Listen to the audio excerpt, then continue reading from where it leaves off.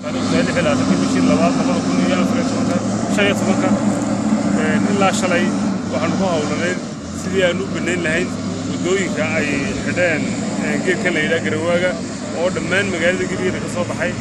حدانا على حدانا سجودي لوعينا تريزي من لقى بحوم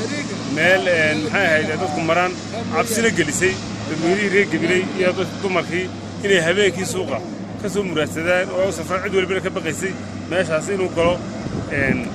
وحولوا عدو ذاك البنيان كذا هذا هي اللغة عبسوني هذا إحنا نقول لفينا إنه بنينه ودوي كحرمي وحنا بنينه ودوي كمان تحوش لنا حافظا شيء وحوش لنا حافظ حقه وصا ولا أكبر كذا وصا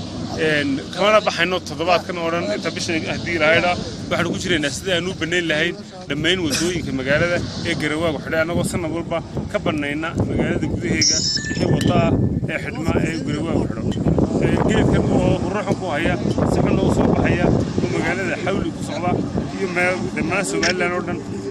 waxaanu ku baraarujinayaa dadweynaha uu ku yaalo shaqooyinka ay leeyihiin iyo guryahooda dhexdooda in iyaguna inta ay jiraan geedkaas ku shubaan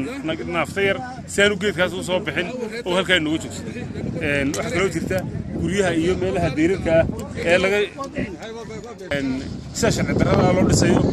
sharci darrada oo socda ma ogolaan in deer wada soo galay oo meesha sharci darrada ka dhisan waayo marka wadadaas ku soo baxdo haday deer ku soo hagaagto deerkaasi waa la duminayaa qof waloo deerka sharci darrada wadada jaray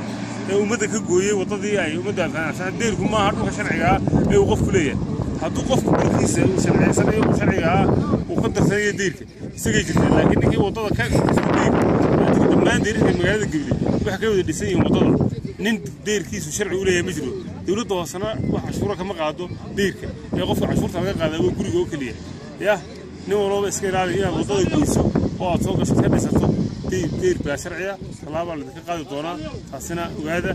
لما شغالها يعني هوش موضوع دبيله رجع بيله حلاها هاي يخبرني إني جيت جرواجة وفضلية هوش وذا يعرف الدولة توصل هذه الدولة. السلام عليكم ورحمة الله وبركاته.